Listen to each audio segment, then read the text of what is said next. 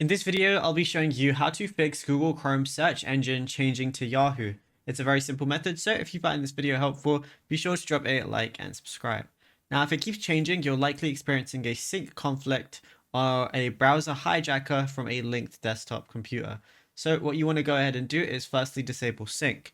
So we're going to open up Chrome. This works exactly the same whether you're on a phone or a PC, anything like that. But on a phone, tap the three dots in the bottom corner, and then at the very top, you're going to see settings as one of the options.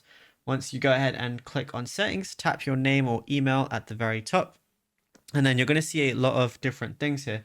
And what you want to do is go ahead and select sync and toggle sync everything to off. So we're going to scroll through. If you find sync, go ahead and toggle it off.